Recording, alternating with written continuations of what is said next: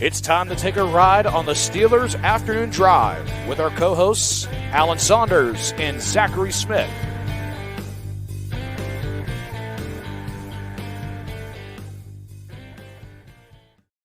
And Nick Farabaugh. Yeah, that's right. This isn't a misinterpretation. You're seeing things correctly right now. Zachary Smith, Alan Saunders, Nick Farabaugh, all three of us here. Steelers Afternoon Drive. What's going on, fellas? Guys, if Mike Vrabel is an intimidatingly large man, what does that make us exactly? Like we could probably like invade a small country, I think, if like one millionaire is afraid of Mike Vrabel. We could. Yeah, I've had some thoughts once I saw that. You know, growing up, one of my dreams when I had to stop playing football when I was in like 8th grade was like, maybe I could get into coaching at some point. This puts that to rest. I can't. You couldn't. Intimidating You're of a just presence. too intimidating of a person, especially with that mustache. Jeez, I mean, couldn't do it. Couldn't do it. I totally get it. Yeah, Nick, what's going on, pal? Yeah, guys, not much.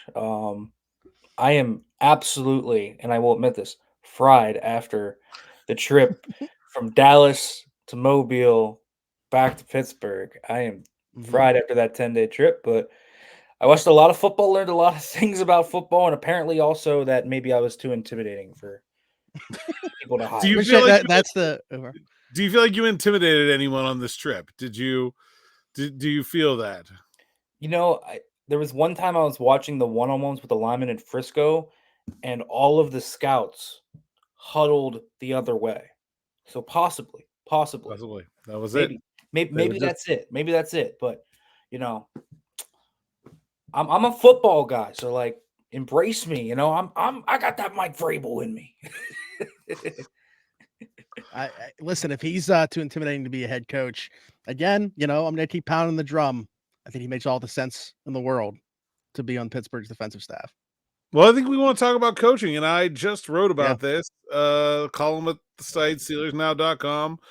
Go get Mike Vrabel. Go get Eric Bieniemy. Go get Hines Ward. Get them all. If Art Rooney is going to sit there and say, I'm urgent about winning, and you have this many really good coaches still out there, I think the Steelers need to make – I mean, Smitty, we have talked on this podcast a ton about how we feel like the size of the Steelers coaching staff and the quality of the Steelers coaching staff have been an issue. Man, is it out there, whether it's Mike Vrabel, whether it's Bieniemy, whether it's – I mean, look at what's happening with the college coaches and how, you know, like guys like Jeff Hafley, and we saw Charlie Partridge today sprinting to the NFL. Like, go load this coaching staff up with – go build a coaching dream team. Like, it's hard to make a really good roster. You have a salary cap. You have a limited draft capital. Players get old quickly. You know, they have injuries. Like, stuff happens. The only things that are stopping you from having the best coaching staff in the league are the ability to attract candidates and money. And you're not going to tell me that you can't attract candidates with Mike Tomlin. So let's go. Like, I think they really absolutely have a huge opportunity here to put together something like truly special with the coaching staff. I think they could. I don't think they will. But I think they could. I mean, listen, the college ranks are interesting to me too, because I wasn't even thinking about college ranks. Hines Ward is an interesting wide receivers coach candidate, but I'm talking about Brian Hartline, Ron Bellamy. Let's talk about the biggest fish you can get in college football.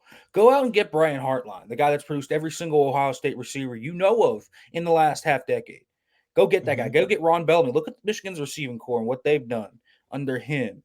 Like, go get these talented coaches.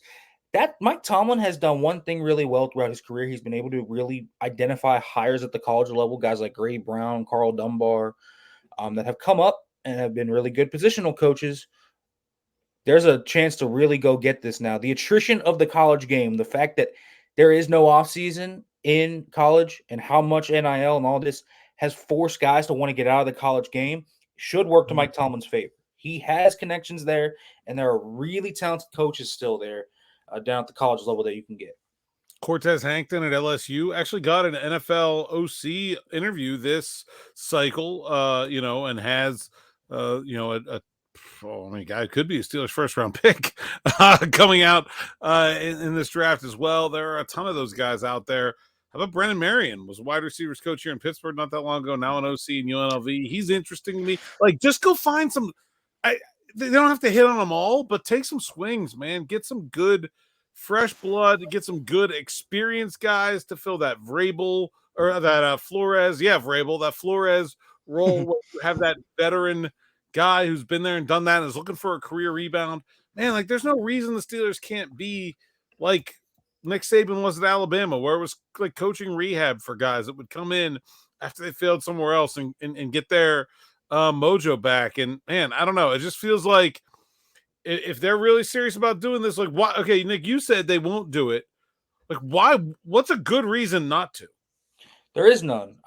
The history of this team's hires tell me they will not. I mean, it's like one of those things to me where show me you're going to do it before I buy into it. Like, are you going to hire Eric Bieniemy? Like, you're going to have to pay him more than you will a normal guy on your coaching staff that's not an OC.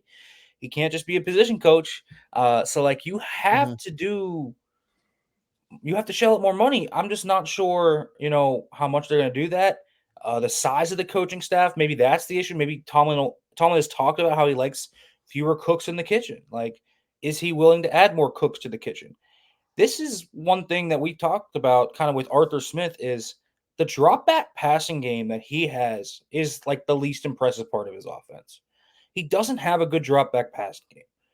Bring in someone that does. Like, get me someone that does. I want to see them run gap schemes. So I want to keep Eddie Faulkner. Like, Eddie Faulkner to me is one of those guys that could absolutely go somewhere else and be hired away by a new coach looking for a really good NFL coach that has experience concocting good run schemes and being a good running backs coach. Like, keep that guy on your staff. Make sure to fend off everybody. Like, I need to see them try and patch up weaknesses of their entire coaching staff. Only truly top-tier candidates have no weakness. But most of the time, they do have weaknesses, but they're surrounded by guys that accentuate their strengths and shore up their weaknesses. Okay, so Arthur Smith doesn't have a great shotgun, empty, drop-back passing game. Well, they're going to need that this year no matter what. That's what Kenny Pickett does the best. And if that's the plan, that you're going to go with Kenny Pickett, he's not going to become a guy that goes 50% under center all of a sudden. Yeah, you can make him learn that, but that's not what he's going to be comfortable with to start the year. And in order to win games in the playoffs, you need to have a good drop back passing game to try and come back against the Chiefs, the Ravens, all of these other teams. So you better have that on your staff. Now, whoever that might be, that's another question. But there's so many talented guys. Tanner Engstring from Detroit is a really good candidate for that too, where he could really help kind of meld together what you have in Smith's run game. So I really just want to see them. I get a front seven assistant to help Terrell Austin. I keep telling people Terrell Austin does so many good things on the back end. He's a great secondaries coach. He clearly identifies secondary talent well, especially with the young guys.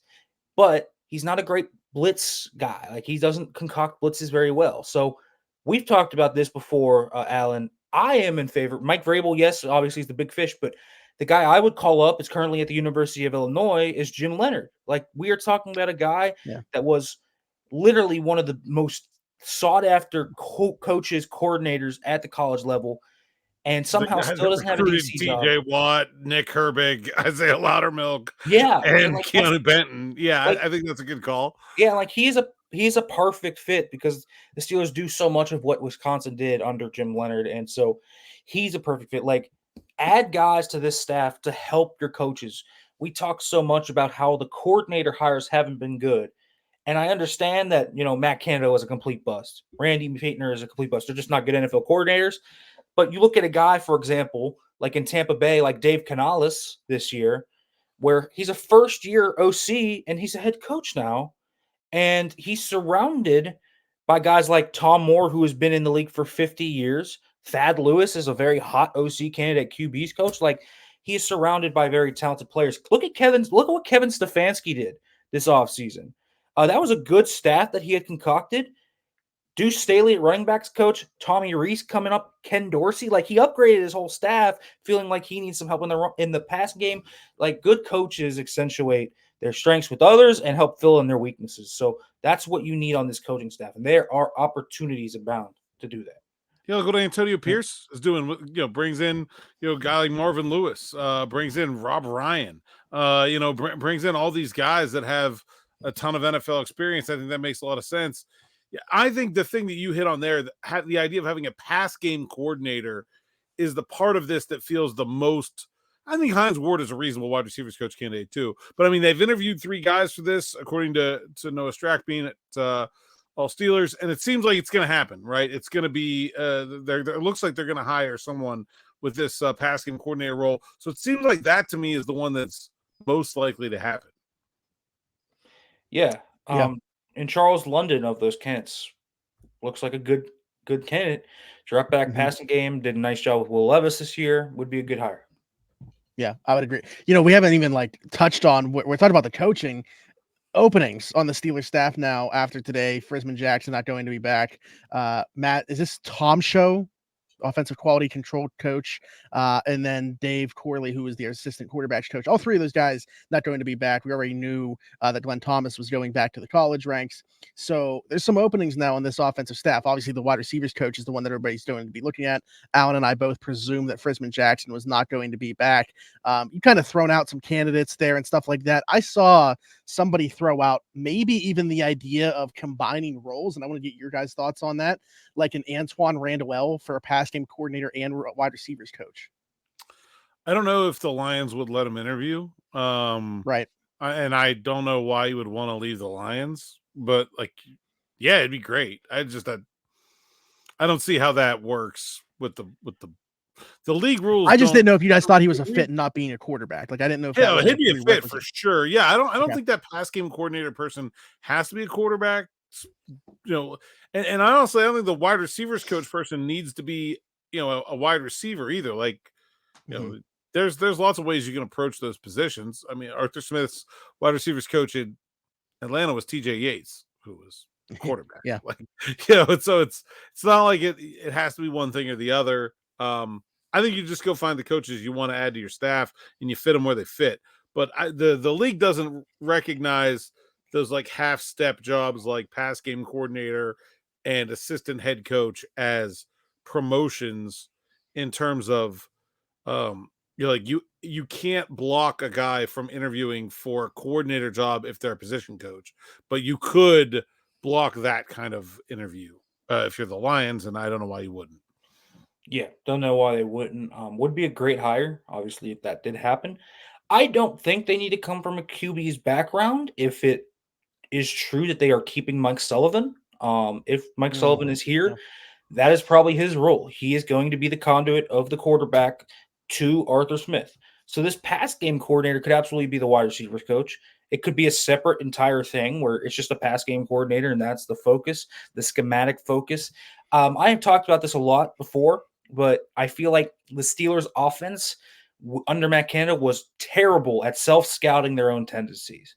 They would do the same thing over and over again for a month before finally actually fixing it. And usually it would come on either a long week, the bye week, or some just area where they had a kind of downtime to look at it. You need a bigger staff to actually look at that and to quality control yourself. And I thought they actually did a better job of that down the stretch. I don't know what the internal dynamics of the workflow were, but it might have just been guys just, doing more and more and more and more and chiseling away at it. But that's also why, to me, it's attractive to add more to the staff, because the defense has more on their staff and they consistently change what they do weekly. They consistently change what they do schematically throughout the year. And that to me needs to also trickle over to the offensive side of the ball. You need to be consistently innovating on the offensive side of the football. And I just haven't felt like they've done that enough. So pass game coordinator could help that out and also help out the weaknesses that Arthur Smith brings to the table. Gotcha. Yeah, I mean, so where in your mind would a guy like Eric Bieniemy fit into the picture if he were brought in on the staff? Pass game coordinator, assistant head coach, either, both. I mean, I think that fits. I think the Steelers have some flexibility there. I guess you could call him like a senior offensive assistant, like they did on the defensive side. That works too. Whatever you want to call him. I mean, I think the idea is, and this is something interesting I wrote too. It's like we spent this entire offseason talking about the McVay tree and the Shanahan tree. It's like, Andy Reid went to 4 of the last 5 Super Bowls, right? Like, what's wrong with his coaching tree, and why is nobody talking about that? I just think it's funny that, like, I think it's because Shanahan and McVay are these like young and sort of exciting coaches that maybe there's been a little bit of different of focus, but I'll have what the Chiefs are having, and I'm fine with that, especially in terms of passing concepts. I'd love to see what Eric Bieniemy look at Sam Howell was like 12th in the league in passing this year. Like I think there's reasonable criticisms of the way things went down with Bieniemy as the offensive coordinator in Washington, and clearly some of the players weren't all about everything that he seemed to be about, and they didn't run the ball well at all, but they could throw it, and that's where Arthur Smith seems to have a weakness. So heck yeah, I'd put them together. I think it'd be great. Kind of an odd background, though, coming from a running back background to have that. And I will say a lot of the yards that Hal created were out of structure chaos plays. So I don't love that. I have questions about Bieniemy, but not really as an assistant. Like, as an OC guy calling the shots, if he's a senior offensive assistant, like, he absolutely should have a job, at least in that sector, right? Yeah. A guy that has been under Andy Reid for over a half a decade, a guy that knows what that is like. Senior offensive assistant probably is where he would fall in. I can see him being assistant head coach too, just because that is been that in the past. He was that in Washington, and I think that would work as well. And look, I think the idea of having more experienced coaches around the staff helping Mike Tomlin is real too. Like, I just think we've seen it when things like challenges and things like clock management. Like, I think he needs more help than this coaching staff, especially this past year, was really able to give him. He had no one to lean on in those times that had that experience, and I think it showed. I think they regressed in a lot of those areas. Alan, one of our favorites from YouTube, Berg Sports Fan, asks a question here. I feel like I should bring it up right now because we're talking about the coaching staff, but they went back to Friday's show to comment just today because of the coaching staff changes. They're like, I got to ask them a question. Let me pop onto the YouTube. But it said, okay, with these openings now on the staff, how do you think that this process is going to play out? Is this going to be kind of Arthur Smith's call in terms of who he brings over to be the wide receivers coach, or how will this play out? Oh, I think it'll be Smith and Tomlin, probably. I don't even know that anyone other than like Art's got to write the check. I mean, I think that's pretty much those guys at this point, though. Yeah, I think Arthur Smith will probably call a lot of the candidates he's familiar with, that has connections to.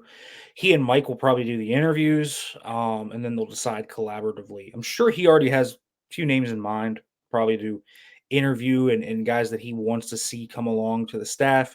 I look at a guy like Todd Downing, who is in New York right now with the Jets, that I could see being an option there. There's a few guys that make sense with connections to Arthur Smith. But he'll have a say. He'll not have the final. That's what I was going to ask was if there were guys, okay, we're mentioning candidates that we like because we think that they are the best ones, but like, are they the ones that make the most sense or would come to mind first based off who's here right now? I think it would probably make the most sense to find someone that was like tightly connected to Arthur Smith and had worked in the offense that he wants to install before. But I can't really find anyone that fits. They all kind of already have jobs. Like there isn't an obvious guy who's like out there available that had been on his staff in Atlanta. I mean, Dave Ragon was his offensive coordinator. I guess that could be a fit as a wide receivers coach. That's kind of the only one that I think really stands out to me. And look, the reason you want that is because you got to teach 30 guys this offense this summer. It really helps to have more than one person that's done it for more than 1 year.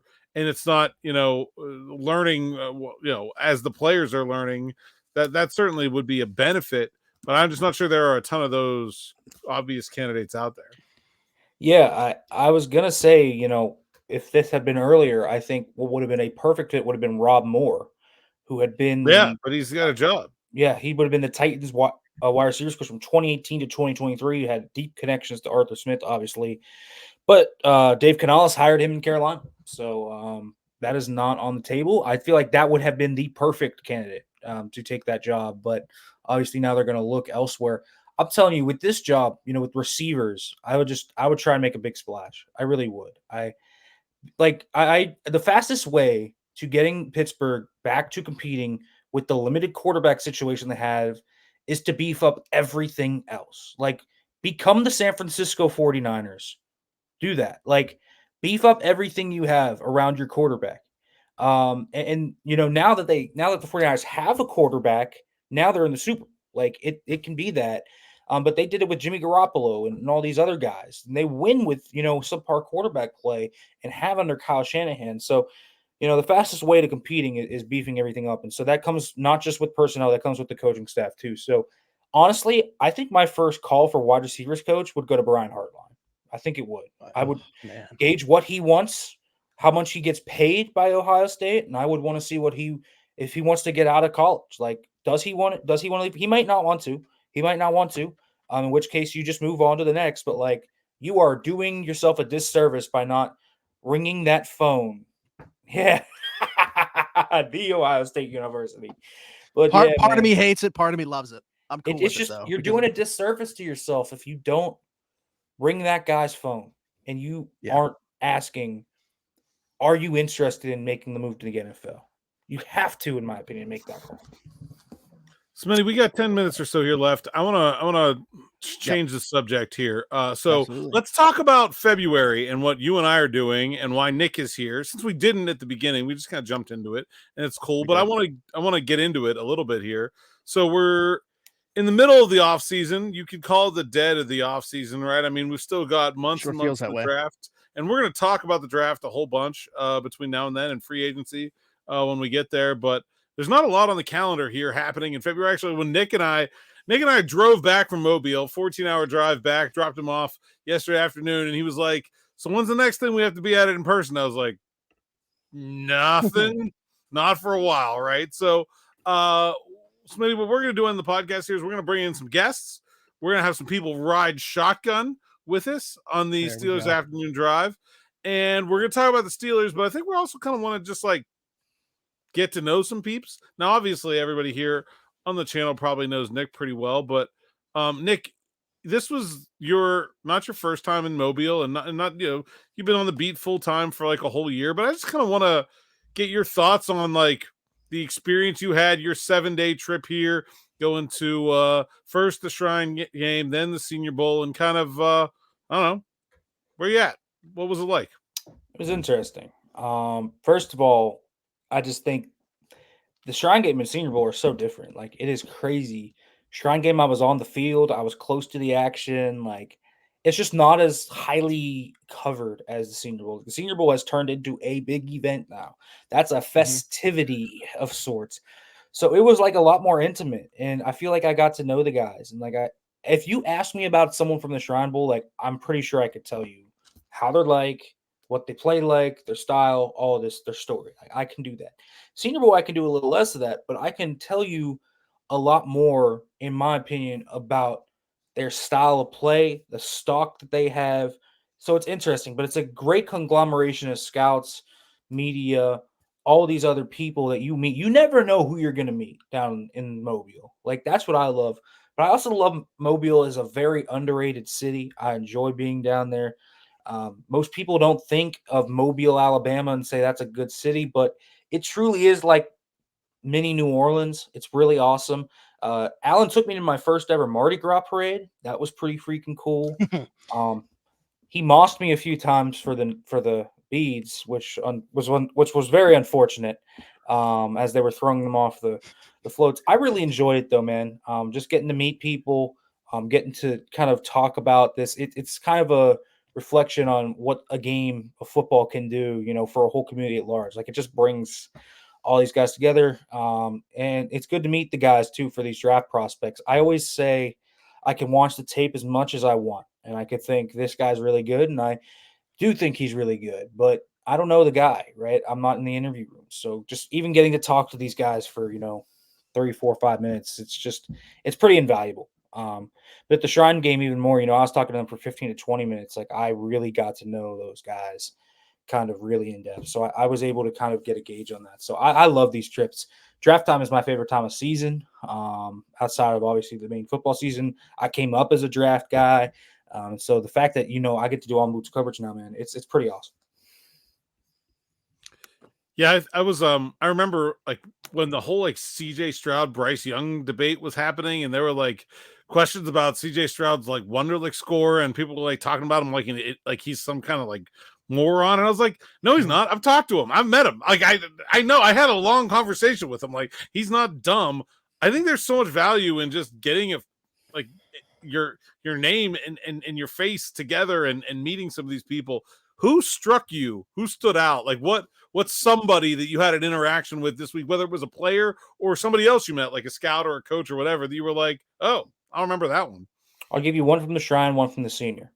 Shrine game is Dadrian Taylor Demerson, safety from Texas Tech. I'm telling you right now, I can't tell you enough about this guy. I talked to him for 15, 20 minutes just about his mentality in football, what he did. He is like the exact type of leader you want to, like, I could tell he is a leader in that locker room. You're magnetized to him. Like, he is a guy after that conversation that I would want to stand up for and draft for my team. Like, I loved that kid's tenacity. And we were just in we were just in the players lounge. Like, it's not like it was like some competitive circuit. Like, I'm just talking to the guy, and he lit up about life, football, everything. High character player, tape's really good on top of that. He was awesome all week. He's the big guy that stuck out to me there. At the Senior Bowl, you meet so many guys at the Senior Bowl that it's tough to kind of nail down one. But I met this this offensive line guru down there that just kind of changed the way I thought about the position, kind of how you look at tools, how you evaluate it, the type of personalities that you want in each position. It's different, right? Like at center, you want a natural born leader and different things, but like at tackle, you also need to be communicative. Like you better let the guard know, like you better be in sync with them. Like, and so I thought that was just really impressive.